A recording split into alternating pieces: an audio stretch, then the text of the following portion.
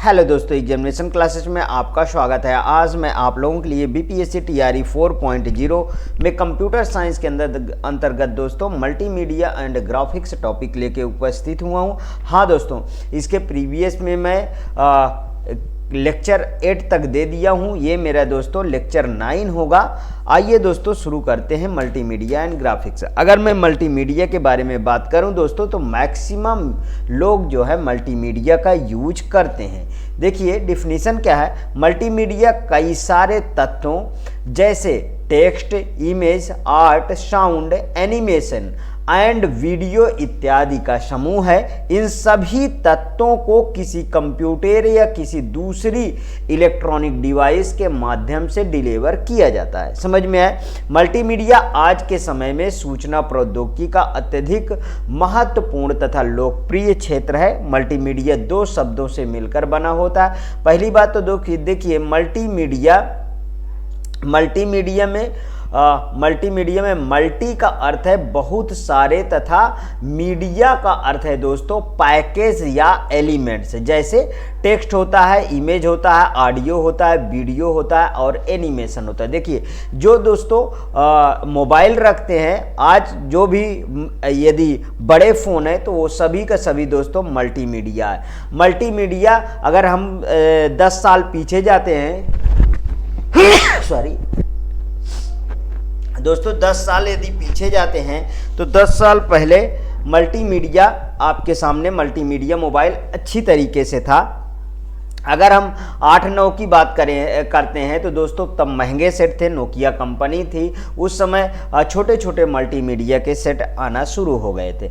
आगे देखिए दोस्तों, मल्टीमीडिया इंफॉर्मेशन टेक्नोलॉजी का वह क्षेत्र होता है जिसमें text, graphics, audio, video, animation इत्यादि को कंप्यूटर के माध्यम से कंट्रोल किया जाता है तथा डिजिटल रूप में ट्रांसमिट, प्रोसेस, स्टोर तथा वर्णित किया जाता है। अब इसकी आवश्यकता क्यों पड़ी दोस्तों, ये चीज देखेंगे। देखिए मल्टीमीडिया का मुख्य उद्देश्य लोगों के साथ कम्युनिकेट करना है। यदि आप घर या ऑफिस जा रहे हैं, आप मल्टीमीडिया की संगीत का उपयोग कर सकते हैं। यदि आप टीचर हैं तो मल्टीमीडिया के विभिन्न रूपों का उपयोग करके आप अपने विद्यार्थियों को पढ़ा सकते हैं। यदि आप कंपनी की वेबसाइट बना रहे हैं तो मल्टीमीडिया का उपयोग करके आप इसे मनोरंजक भी बना सकते हैं। यहाँ पे देखिए मल्टीमीडिया हमारे जीवन के हर क्षेत्र के लिए उपयोगी है। मल्टीमीडिया इंफॉर्मेशन तकनीकी तथा कंप्यूटर एप्लीकेशन हेतु बहुत महत्वपूर्ण है। मल्टीमीडिया की सहायता से किसी भी विषय को पढ़ने से ज़्यादा अच्छी तरह समझ में आता। आज देखिए दोस्तों, यदि आप मोबाइल से पढ़ते हैं तो वो मल्टीमीडिया का ही देन है दोस्तों। अगर मल्टीमीडिया ना होता तो आप मोबाइल से डायरेक्ट ना पढ़ पाते। इस बात को बिल्कुल से नोट कर लीजिए। यहाँ पे देखिए मल्टीमीडिया का क्या यूज है। जैसा कि हम सभी जानते हैं कि मल्टीमीडिया कई तत्वों के साथ जानकारी व्यक्त करने का एक माध्यम है जो अब हमारे जीवन में हर जगह पाया जाता है। आप इसे अपनी पाठ्य पुस्तक में देख सकते हैं जिसमें पाठ और साथ ही ग्राफिक्स मतलब ब्लॉक, आरेख, चार्ट शामिल होते हैं। मल्टीमीडिया के कुछ उपयोगी निम्न हैं। जैसे देखिए अब यहाँ से दोस्तों छोटे छोटे क्वेश्चन टीआरई 4.0 में कंप्यूटर साइंस का सिलेबस है तो वहाँ से दोस्तों छोटे छोटे क्वेश्चन पूछ लिए जाते हैं। यदि आप नहीं तैयार किए हैं तो वो भी गलत होने के चांसेस होते हैं। यदि आप दोस्तों ये वीडियो को लगभग 3 बार देख लेते हैं तो इसमें ऐसा कुछ है ही नहीं कि आप यहाँ के क्वेश्चन नहीं कर पाएंगे इस टॉपिक के। आगे देखिए बिजनेस में मल्टीमीडिया इन बिजनेस एप्लीकेशन में presentation, training, marketing, advertising, simulation, network communication इत्यादि मल्टीमीडिया में सम्मिलित होते हैं। डिस्ट्रीब्यूटेड नेटवर्क तथा इंटरनेट प्रोटोकॉल का उपयोग करके वॉइस मेल और वीडियो कॉन्फ्रेंसिंग को लैन एंड वैन पर उपलब्ध कराया जाता है। मल्टीमीडिया का प्रेजेंटेशन श्रोताओं के लिए मतलब जो सुनते हैं, ठीक है, के लिए जीवंत रूप जीवंत रूप में बनाया जा सकता है। मतलब जीवंत रूप कैसे, जैसे आप अपने सामने किसी कलीग को, किसी फ्रेंड को सामने बिल्कुल बैठाल के बात करते हैं, उसी तरीके दोस्तों, या आपस में कम्युनिकेट करते हैं आमने सामने, उसी तरीके हम अगर मोबाइल में किसी चित्र को देखकर बातें करते हैं तो ये लगता है कि बिल्कुल हम सामने ही हैं। समझ में आया। कई प्रेजेंटेशन सॉफ्टवेयर पैकेट के अंतर्गत स्लाइडों में सूचना को ऑडियो तथा वीडियो ग्राफिक्स टेस्ट रूप में प्रयोग करता है। मल्टीमीडिया का प्रयोग ट्रेनिंग प्रोग्रामों में विस्तृत रूप से किया जाता है, जैसे फ्लाइट अटेंडेंस सिमुलेशन के माध्यम से इंटरनेशनल टेररिज्म एंड सिक्योरिटी को मैनेज करने के लिए सीखते हैं। अब यहाँ पे देखिए मल्टीमीडिया इन स्कूल में मल्टीमीडिया का क्या विशेषता है।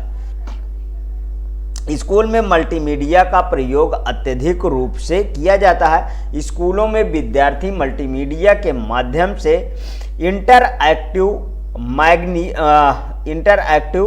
मैगजीन, समाचार पत्र इत्यादि को पढ़ सकते हैं। देखिए अब क्या होता है दोस्तों, इंटरनेट पे डायरेक्ट मैगजीन व समाचार को पढ़ा जा सकता है। पहले उसकी हार्ड कॉपी होना बहुत ज़रूरी होता था, पेपर होना बहुत ज़रूरी होता था, तभी वो आप न्यूज़ पाते थे। आज ऐसा नहीं है। आज मल्टीमीडिया का ज़माना है कि आप मोबाइल में, लैपटॉप में, कंप्यूटर में, सब जगह आप देख सकते हैं। यहाँ पे देखिए, तथा मैनिपुलेशन सॉफ्टवेयर टूल्स के प्रयोग के द्वारा वास्तविक आर्ट को बनाते हैं। आगे देखिए दोस्तों, विद्यार्थी तथा अध्यापक मूवी के माध्यम से नई चीजें सीख सकते हैं तथा विभिन्न प्रकार के शिक्षा संबंधी मूवी बना सकते हैं। यहाँ इसमें संशोधन भी कर सकते हैं। अरे दोस्तों, आज का ज़माना जो है, आज देख लीजिए बड़ी बड़ी कोचिंगें जो जैसे ई दृष्टि है, ये सब भी क्या करता है दोस्तों, मल्टीमीडिया के ही प्रयोग से आपको क्लासेस देता है। यहाँ पे मैं आपको क्लास दे रहा हूँ, ये मल्टीमीडिया का ही उपयोग है। यहाँ पे देख लीजिए दोस्तों, मल्टीमीडिया के माध्यम से वेबसाइट को डिजाइन किया जा सकता है तथा उसे चलाकर भी दिखाया जा सकता है। मल्टीमीडिया के माध्यम से आज स्कूलों में विद्यार्थियों को ऑनलाइन या रिमोट क्लासों की सुविधा उपलब्ध कराई जाती है।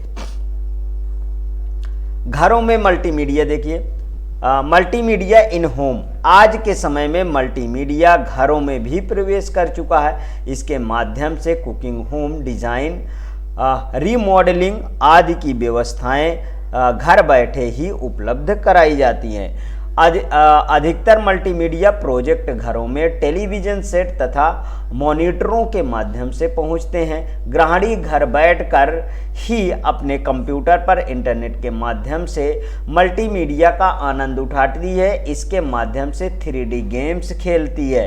ये बिल्कुल करेक्ट है दोस्तों, इसमें कोई डाउट नहीं है कि 3D गेम्स कौन खेल रहा है। ठीक है, यहाँ पे देखिए दोस्तों, सार्वजनिक जगहों में मल्टीमीडिया इन पब्लिक प्लेस, होटलों, ट्रेनों, स्टेशनों पर, शॉपिंग मॉल में, लाइब्रेरी तथा किराना स्टोर में मल्टीमीडिया, ठीक है, स्टैंडअलोन टर्मिनल के रूप में पहले से ही उपलब्ध है, जो कस्टमरों के लिए इंफॉर्मेशन को उपलब्ध कराने में सहायता करता है।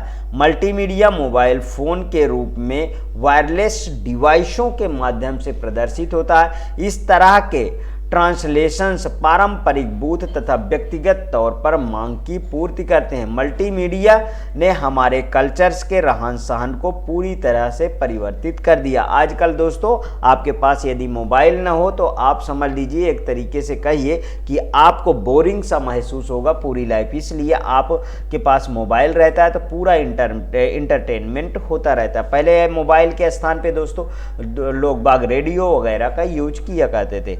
आगे देखिए, एडवर्टाइजिंग में पहले कुछ दशकों में विज्ञापन बहुत बदल गए हैं। ठीक है, पिछले कुछ दशकों में विज्ञापन बहुत बदल गए हैं और इसका मुख्य कारण व्यवसाय में इंटरनेट का बढ़ता उपयोग है। मल्टीमीडिया विज्ञापन के क्षेत्र में एक महान और महत्वपूर्ण भूमिका निभाता है। जैसा कि जो कुछ भी है, चाहे वह प्रिंट हो या इलेक्ट्रॉनिक विज्ञापन, उन्हें पहले कंप्यूटर पर विभिन्न सॉफ्टवेयर का उपयोग करके तैयार किया जाता है और फिर इसे सीधा दर्शकों के सामने लाया जाता है। यहाँ पे देखिए कंपोनेंट्स ऑफ मल्टीमीडिया, ठीक है।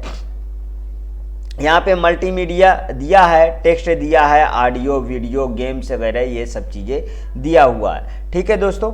इमेज ग्राफिक्स वगैरह यहाँ मैं एक एक को डिस्क्राइब करता रहूँगा क्योंकि इसकी इमेज क्लियर नहीं है, तो यहाँ पे आ जाइए आप, ठीक है।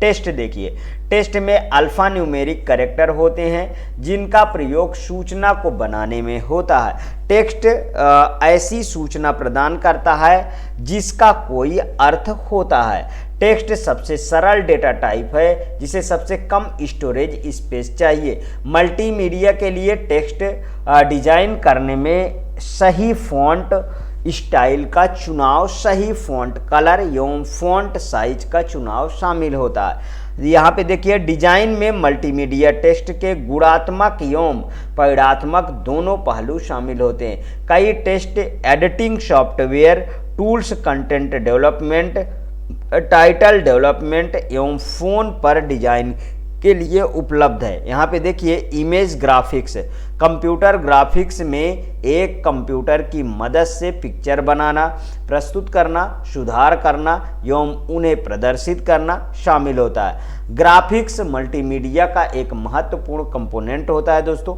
जिसके द्वारा हम सूचना को वीडियो के रूप में दर्शाते हैं। उदाहरण के लिए हम बात करें तो बच्चों को मल्टीमीडिया द्वारा शिक्षित करने के लिए हम चित्रों का प्रयोग करके दृष्टांतों को अधिक विवरणात्मक बना सकते हैं, क्योंकि छोटे बच्चे के लिए नए कॉन्सेप्ट को टेक्स्ट के साथ वर्णन करना कठिन होता है। जैसे पहले बुक में देखिए आजकल वीडियो बना दिया जाता है दोस्तों, और उस वीडियो में A for apple, B for ball, ये सब दोस्तों चित्र के साथ पूरा प्रदर्शित किया जाता है, आवाज के साथ। समझ में आए तो देखिए वो ज़्यादा इंटरेस्टिंग होगा ना किसी छोटे बच्चे को सीखने के लिए। आगे देखिए दोस्तों, यह मल्टीमीडिया एप्लीकेशन में जो छोटे बच्चों को शिक्षित करने के लिए बनाया गया है, एक घोड़े की फोटोग्राफ उसके टेक्स्ट विवरण के साथ दिखाने से बच्चा इसे जल्दी समझता है और सीखता है। बिना फोटोग्राफ के केवल टेक्स्ट का प्रयोग करके यह बताना बहुत कठिन होगा कि घोड़ा कैसा दिखता है, जैसा कि अभी मैंने बताया कि चित्र के साथ, ऑडियो के साथ, ठीक है, वीडियो के साथ सब प्रदर्शित किया जाता है। देखिए कंप्यूटर में मल्टीमीडिया के लिए प्रमुख रूप से दो प्रकार की इमेज या ग्राफिक्स तैयार की जाती है, उनको समझते हैं। एक बिटमैप इमेज, बिटमैप इमेज देखिए, इस फॉर्मेट में तैयार चित्र की फाइल्स के एक्सटेंशन .bmp, .tif, .pcx और .gif आदि में होते हैं। यह द्विविमी मतलब 2 डायमेंशन के होते हैं, ठीक है। 2 डायमेंशनल वर्गाकार पिक्सल से मिलकर बनने वाला चित्र होता है। बिटमैप फाइल्स को paint brush, Photoshop, Corel Draw आदि सॉफ्टवेयर पैकेट में तैयार किया जाता है। और वेक्टर इमेज को देखिए दोस्तों, वेक्टर इमेज कैसा होता है। इस फॉर्मेट में चित्र विभिन्न सीधी व कर्व वाली लाइनों की हेल्प से तैयार होते हैं। इन लाइनों को व्यक्त करने के लिए बाइनरी कोड का प्रयोग किया जाता है। वेक्टर इमेज का रिजोल्यूशन अधिक होने के कारण ये स्पष्ट होती हैं। वेक्टर इमेज के लिए निम्नलिखित एक्सटेंशन वाली फाइलों का उपयोग किया जाता है, जैसे एक्सटेंशन और यहाँ मीनिंग। .jpg इनका अर्थ क्या है दोस्तों, मीनिंग क्या है इसको समझ लीजिए। ज्वाइन फोटोग्राफ एक्सपर्ट ग्रुप, इस तरीके की जगह से दोस्तों क्वेश्चन आते हैं, ये चीज को ध्यान रखिएगा, ठीक है। .gif graphics interchange format, .fpx Kodak flex pix image होता है दोस्तों, और .psd होता है एडोब फोटोशॉप, और .ai होता है एडोब इलस्ट्रेटर, और .eps होता है दोस्तों इनकैप्सुलेटेड पोस्ट स्क्रिप्ट होता है। अब ऑडियो क्या है दोस्तों समझिए। ध्वनि देखिए, ऑडियो वीडियो आप कहते हैं ना, लेकिन इसको अच्छी तरीके से समझ लीजिए। ध्वनि को तरंग रूप में गमन होता है, लेकिन इसे विद्युत तरंग में परिवर्तित करके इलेक्ट्रॉनिक और डिजिटल अवस्था में स्टोर किया जा सकता है। डिजिटल व इलेक्ट्रॉनिक अवस्था में संग्रहित ध्वनि के संकेतों को पुनः हवा में तरंग रूप में परिवर्तित करके सुना जा सकता है। मल्टीमीडिया में प्रेजेंटेशन को ध्वनि युक्त करने के लिए निम्नलिखित फॉर्मेट वाली फाइलों का उपयोग किया जाता है। कौन कौन से, उसको समझिए। ये भी दोस्तों वेरी मोस्ट इम्पॉर्टेंट है। ये यहाँ पे जो मैं बताया ये भी दोस्तों वेरी मोस्ट इम्पॉर्टेंट है, ठीक है। और ये वाला टर्म .wav, ठीक है, वेब्स फाइल होती है। .aiff audio interchange file format हो। .mp3 PEG 1 लेयर 3 होता है। और .ra क्या होता है, रियल ऑडियो होता है। और .au क्या होता है, 8 बिट्स फॉर्मेट होता है दोस्तों। 8 बिट्स फॉर्मेट कैसे होता है, जिस तरीके के होते हैं जो 8 बिट्स को आपको निरूपित करते हैं। इसमें 8 खाने हो गए, 1 2 3 4 5 और 3 और इसी में मैं बना देता हूँ, ठीक है। ये यहाँ से बन गया ना, 1 2 3 4 5 6 7 और 1 8, ठीक। 8 बिट्स फॉर्मेट होता है।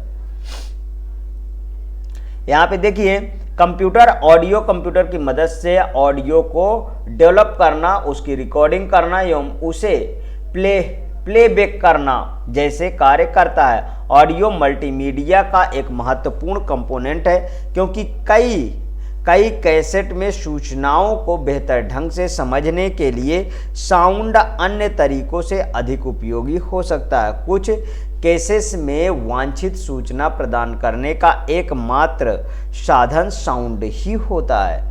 आगे देखिए दोस्तों, वीडियो। कंप्यूटर वीडियो इमेजेज की सीक्वेंस की रिकॉर्डिंग और रिप्लेस के साथ काम करता है। प्रत्येक अलग अलग इमेज जो सीक्वेंस में होती हैं एक फ्रेम कहलाती हैं। एक जर्क फ्री मोशन वीडियो के लिए प्रति सेकंड 25 से 30 फ्रेम डिस्प्ले किए जाने आवश्यक हैं। यह मल्टीमीडिया का एक महत्वपूर्ण कंपोनेंट है, क्योंकि यह उस कॉन्सेप्ट को दर्शाने में बहुत उपयोगी होता है जिसमें मूवमेंट या गति शामिल होती है। एक वीडियो फाइल तैयार करने के लिए निम्नलिखित उपकरणों की आवश्यकता होती है। वीडियो कैमरा, ठीक है, वीडियो कार्ड और वीडियो इनपुट और वीडियो रिकॉर्डर। देखिए दोस्तों, ये सब टर्म आपको पता होने चाहिए। यहाँ पे देखिए, वीडियो तैयार करने के लिए निम्नलिखित फॉर्मेट वाली फाइलों का उपयोग किया जाता है। जैसे यहाँ पे एक्सटेंशन और यहाँ डिटेल दिया। .mpeg/MPEG moving picture expert group होता है। .av ऑडियो वीडियो होता है दोस्तों। और .mvv the quick time development bye Apple group. दोस्तों वेरी मोस्ट इंपॉर्टेंट है, ध्यान रखिएगा, इनको सब याद कर लीजिएगा। एनिमेशन समझिए। एनिमेशन शब्द किसी भी तरह के दृश्यात्मक मूवमेंट इफेक्ट जो स्वतः होते हैं, अर्थात बिना किसी मैनुअल यूजर इंटरेक्शन के रिफर करता है, ठीक है।